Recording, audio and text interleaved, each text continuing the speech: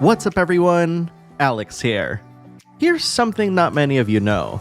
I'm turning 44 in June, and as I quickly approach being on this earth for half a century, certain memories of my early gaming days have started to flicker and disappear. But you know how many of us wished that we could forget about games so we can experience them all for the first time? Yep, there's a flip side to everything.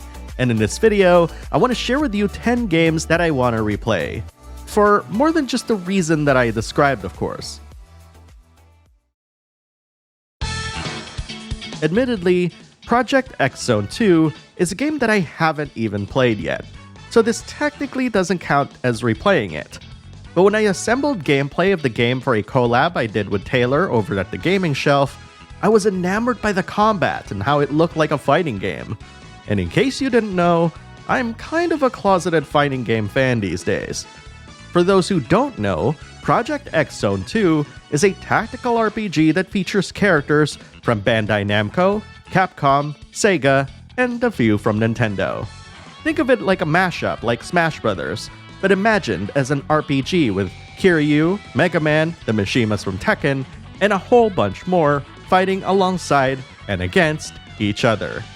When you engage in battle is where the fun begins, as you'll have to use well-timed attacks to create combo strings that'll let you deal massive amounts of damage to your enemies.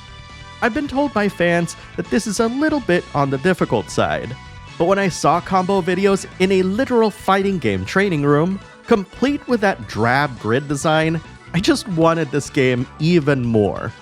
Sadly, it got delisted on the eShop well before the store officially shut down, with physical copies costing more than $100 these days. But I'm optimistic that I'll get to play this one someday.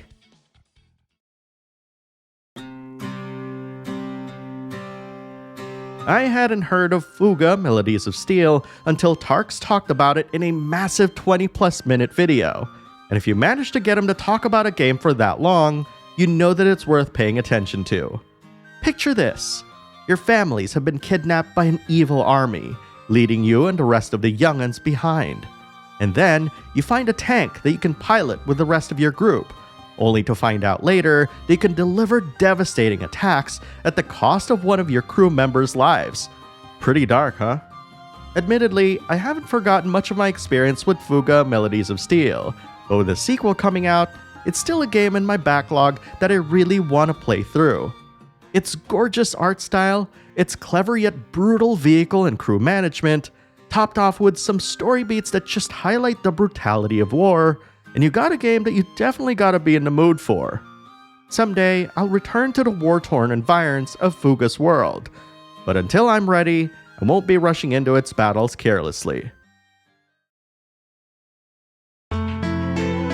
I'll admit, dear viewer, my opinions of Legend of Dragoon when it was first released were infantile at best. I remember seeing the game as a way for Sony to capitalize on the popularity of Squaresoft's RPGs, but not matching that same standard. I recall scoffing at its blocky graphics, its weird storytelling quirks, and its loading times, then selling the game after less than a week with it. But what's funny about all of this is that time has a way of forgiving many of the faults I've mentioned. And what's to say that my opinion wouldn't change, much like it has many years later? And credit where credit's due, those CG graphics aren't that bad. And reading up on the story a little bit, as well as its gameplay, does make it all sound interesting. And with so many of you swearing by the idea that Legend of Dragoon is an underappreciated classic, the least I can do is pop it in again and see if I'm far enough removed from my initial assessment that I can see this game through new eyes.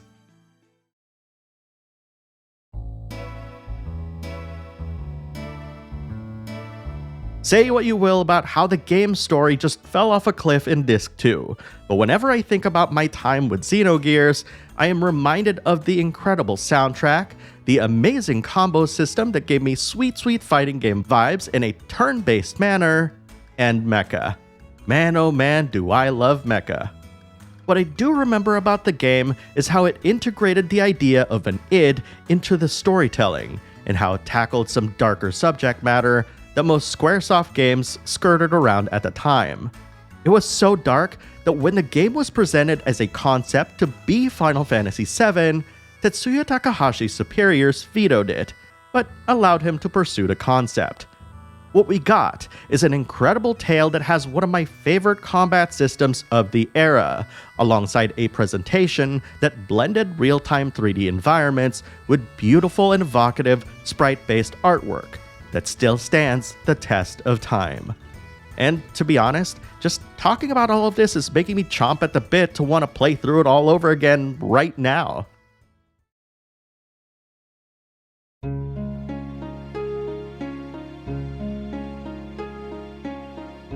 When Dark Cloud 2 got announced, I immediately fell in love with its cel-shaded presentation and the wealth of new options available.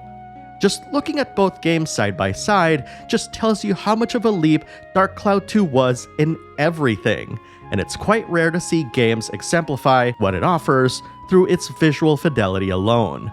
This is one of those games that had procedurally generated dungeons, which, at the time, I thought I wouldn't be okay with. But the gameplay loop, venturing into dungeons and looting things, crafting and synthesizing items to make them better, and then working on what is, essentially, a take on ActRaiser's town building mechanics, and you've got hours and hours of addictive gameplay that just reels you in. And I didn't even mind the fact that your weapons break, because unlike the first game, they don't disappear when fully broken, letting you repair them to your heart's content. The Dark Cloud series was also the time that I recognized the craftsmanship that a little studio called Level 5 put into their work. And with their recently announced plethora of games, I think it's time to go back to their back catalog and experience this timeless classic. And thank goodness that Sony reissued this game on the PS4.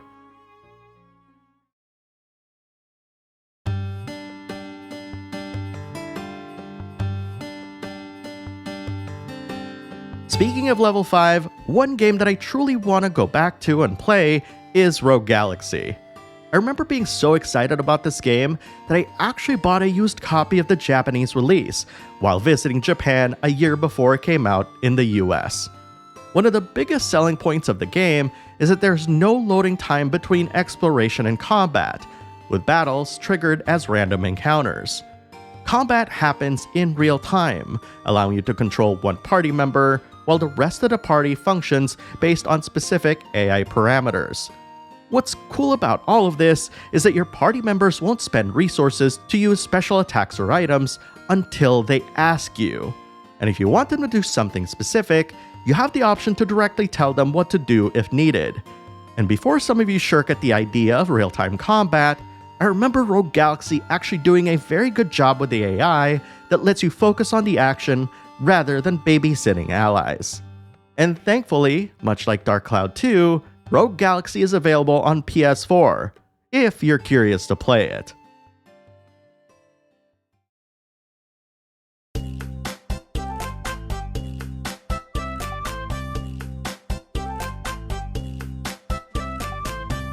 After becoming a fan of the Atelier series after playing Atelier Ryza, many of you have told me that I should check out Mana Khemia, which many of you consider a timeless classic.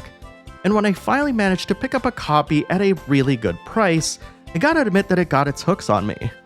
Mana Khemia is often described to me as Atelier meets Persona, with you playing as the main character who's going to school to learn alchemy. But what really attracted me to the game was its beautiful sprite work and how it's incorporated throughout the game, including its turn-based combat, which is super fun.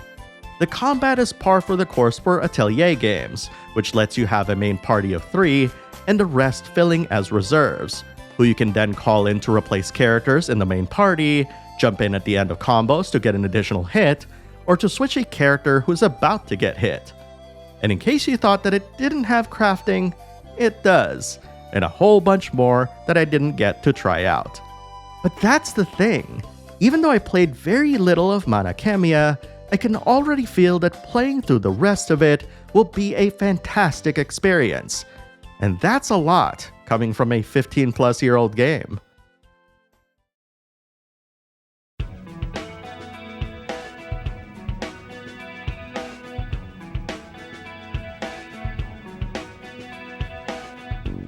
When I made my review of the Diofield Chronicle last year, I erroneously credited Langrisser as having a similar style of gameplay.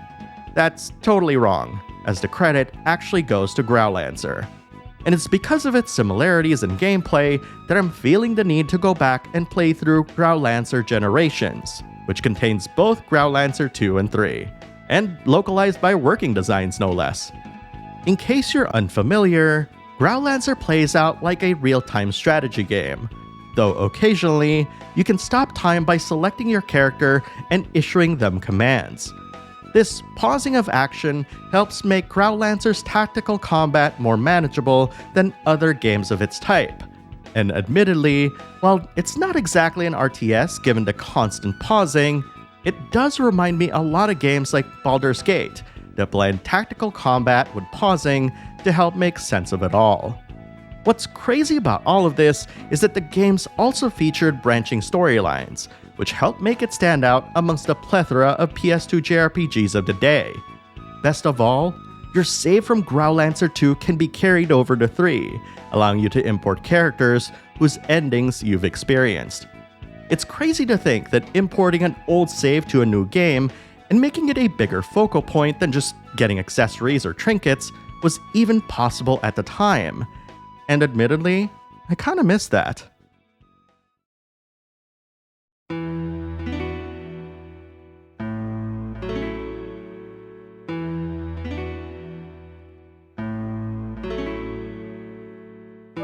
I remember several years ago that a friend told me that I should take the time to play Suikoden, because it's awesome.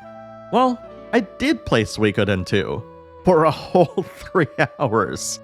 Jokes aside, Suikoden, and by proxy, 2, is one of those games that I snubbed back when it was first released because I was a Squaresoft fanboy and thought that they could do no wrong.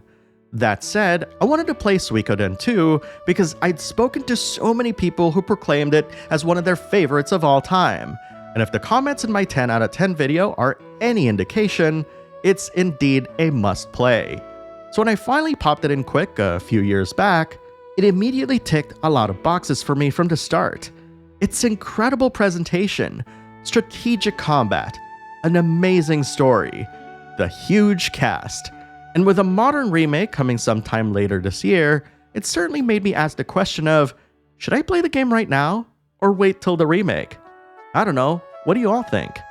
Either way, Suikoden 2 is very, very high up there in the list of games I want to replay. And who knows, maybe I'll even review it here someday.